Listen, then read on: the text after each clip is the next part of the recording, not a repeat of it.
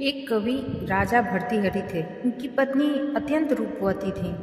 भर्तृहरि ने स्त्री के सौंदर्य और उसके बिना जीवन के सुनेपन पर 100 श्लोक लिखे जो श्रृंगार शतक के नाम से प्रसिद्ध हैं।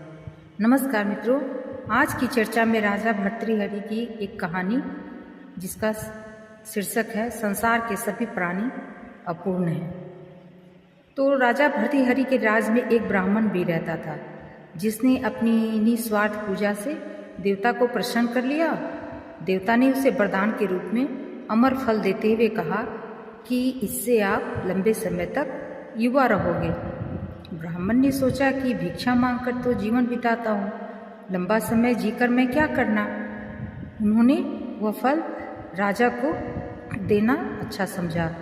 उनको लगा कि राजा बहुत अच्छे हैं और उन्हें इस फल की जरूरत है, क्योंकि वह अगर लंबे समय तक जिएंगे तो प्रजा भी लंबे समय तक सुखी रहेगी। यही सोचकर वो ब्राह्मण राजा के पास गए और उनसे सारी बात बताते हुए वह फल उनको दे आए। राजा फल पाकर बहुत ही खुश हुए। फिर मन ही मन सोचने लगे कि यह फल अगर मैं खाता हूँ तो मेरी पत्नी, मैं तो युवा रह जाऊँगा, मेरी पत्नी वृद्ध होकर मर जाएंगी, इसलिए यह मैं अपनी पत्नी से ज़्यादा प्रेम करता हूँ, तो क्यों न यह फल मैं अपनी पत्नी को दे दूँ। वो ज़्यादा दिन तक युवा रहेगी तो मुझे उसके साथ का लाभ मिलेगा, और अगर मैंने फल खाया तो वो मुझसे पहले मर जाएगी और उसके वियोग में जीना संभव नहीं हो सकेगा। तो यही सोचकर राजा ने वह फल अपनी पत्नी को दे दिया। लेकिन रानी तो नगर के कोतवाल से प्यार करती थी। वह अत्यंत सुदर्शन, हृष्ट पुष्ट और बातूनी था।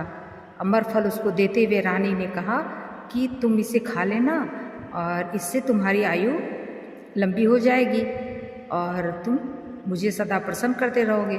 फल लेकर कोतवाल जब महल से बाहर निकला तो सोचने लगा कि रानी के साथ तो मुझे धन दौलत के लिए झूठ मूठ का ही प्रेम का नाटक करना पड़ता है। यह फल खाकर मैं क्या करूँगा, तो क्यों न मैं यह फल राज नर्तकी को दे दूँ। वो मेरी कोई बात भी नहीं टालती है और मैं उससे प्रेम भी करता हूँ। यदि वह ज़्यादा दिन तक युवा रहेगी तो दूसरों को भी सुख दे पाएगी। उसने वह फल जाकर अपनी नर्तकी मित्र को दे दिया। राज नर्तकी ने कोई उत्तर नहीं दिया और चुपचाप वो फल लेकर रख ली अपने पास। कोतवाल के जाने के बाद उसने सोचा कि कौन मूर्ख या पाप भरा जीवन लंबा जीना चाहेगा।